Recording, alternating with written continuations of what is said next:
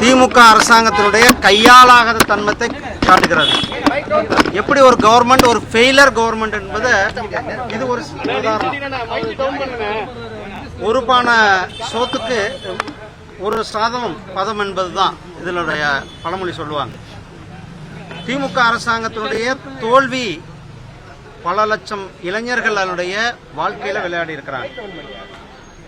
டிஎன்பிஎஸ்சிக்கு தேர்வுக்கு தயாராக வேண்டும் என்பது ஒரு வருஷம் 2 வருஷம் நம்மளுடைய இளைஞர்கள் அதற்காக தன்னுடைய டைமை கொடுத்து நேரத்தை கொடுத்து பொருளை கொடுத்து செலவு கொடுத்து பெற்றோர்கள் எல்லாம் கோச்சிங் போய் பெற்றோர்களுடைய உதவியோட அவர்கள்லாம் கோச்சிங் போய் கிட்டத்தட்ட 1 வருஷம் 2 வருஷம் தயார் செய்கிறாங்க. ஒரு பரீட்சைக்கு தயார் செய்து பரீட்சை காலுக்கு வர்ற நேரத்தில் தேர்வை நிறுத்தியிருப்பது என்பது திமுக அரசாங்கம் முழுவதுமாக அரசு இயங்கவில்லை என்பதுதான் இதை காட்டுகிறது. நம்மளுடைய பிரதமர் திரு நரேந்திர மோடிஜி அவர்கள் செங்கோட்டையில் சொன்னாங்க 10 லட்சம் பேருக்கு நாங்கள் வேலை வாய்ப்பு கொடுக்கப்படும், ஒரே வருஷத்தில் 10 லட்சம் பேருக்கு வேலை வாய்ப்பு கொடுக்கப்படும் சொன்னார். அதே மாதிரி ஒரே வருஷத்தில் மாசம் வேலை வாய்ப்பு முகாம்களை வச்சு 10 லட்சம் இளைஞர்களுக்கு ஒரே வருஷத்தில் வேலை கொடுத்தது நம்மளுடைய பிரதமர் அவர்கள் 11 ஆண்டுகளாக எவ்வளோ ஒரு சிறப்பான ஆட்சியை நடத்தி கொண்டிருக்கிறார். ஆனால் இங்கே ஒரு டிஎன்பிஎஸ்சி தேர்வை கூட நடத்த முடியாத ஒரு அரசாங்கம் இருக்குதுன்னா நாம் எல்லாம் வெட்கி தலைகுனிய வேண்டிய சூழ்நிலையில் தான் நாம் இருக்கிறோம். இது இளைஞர்கள் பார்த்து கொண்டிருக்கிறார்கள். இளைஞர்களுடைய வாழ்க்கையில் திராவிட முன்னேற்ற கழக அரசாங்கம் விளையாடி கொண்டிருக்கிறது. இளைஞர்களுடைய முன்னேற்றம் தான் இந்த தேசத்தினுடைய முன்னேற்றம். அதனால தான் நம்ம பிரதமர் அவர்கள் இளைஞர்கள் மேலே நம்பிக்கை வைத்திருக்கிறார்.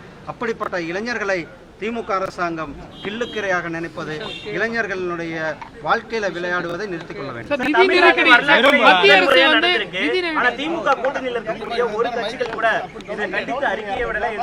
அவங்களுக்கு கவலையே இல்லையே, அவங்களுக்கு எல்லாம் ஓட்டு வங்கிதான் எல்லாமே. இதே வேற ஒரு சின்ன விஷயமாக இருந்தா ஆளுக்கு இன்னைக்கு காலையில ஒருத்தர் பேசுவார், 10 மணிக்கு ஒரு பேசுவார், 8 மணிக்கு ஒரு பேசுவார், 1 மணிக்கு ஒருத்தர் பேசுவார். அன்னைக்கு 4 முழுக்க இதுதான். இதை பத்தி விவாதங்கள் கூட உங்க டிவிகள்ல எல்லாமே அன்றைக்கு விவாதங்கள் கூட நடத்துவாங்க. ஆனா பல லட்சம் இளைஞர்கள் பாதிக்கப்பட்டிருக்காங்க இந்த திமுக அரசாங்கத்தினுடைய கையாளாகத்தனத்தால, இந்த அரசாங்கத்தினுடைய தோல்வியினால. அதை பத்தி எந்த கூட்டணி கட்சிக்காரங்களும் கவலைப்படதில்லை. அவங்களுக்கெல்லாம் கூட்டணியில் இருக்கிறோமா இல்லையான்றது பெரிய கேள்விக்குறியாக இருக்கும் போல தெரியுது. ஏன்னா கூட்டணியில் நாம் எங்களுடைய கூட்டணி ஒரு இன்டாக்ட் கூட்டணி, ஒரு வளமிக்க கூட்டணியாக இருந்திருக்கிறது. நீங்கள் தெரியும், மதுராந்தகத்தில் எங்கள் கூட்டணியானது அறிவிக்கப்பட்ட கூட்டணியாக. ஆனால் அவங்க கூட்டணியில் இன்னும் யார் இருக்கிறாங்க, யார் போகிறாங்கன்னு தெரியல. அவங்களுக்கே ஒரு பயமாக இருக்கிறது போல. அதனால திமுகவுக்கு யாரும் சப்போர்ட் கொடுக்கறதுக்கு தயாராக இல்லை போல தெரிகிறது. தேமுதிகவுக்கு அழைப்பு விடுக்கப்படுமா? என்டிஏ கூட்டணியில் தேமுதிகவுக்கு அழைப்பு விடுக்கப்படுமா? பேசிட்டு இருக்காங்கன்னா மேலே பேசிட்டு இருக்காங்க. நேரம் வரும்போது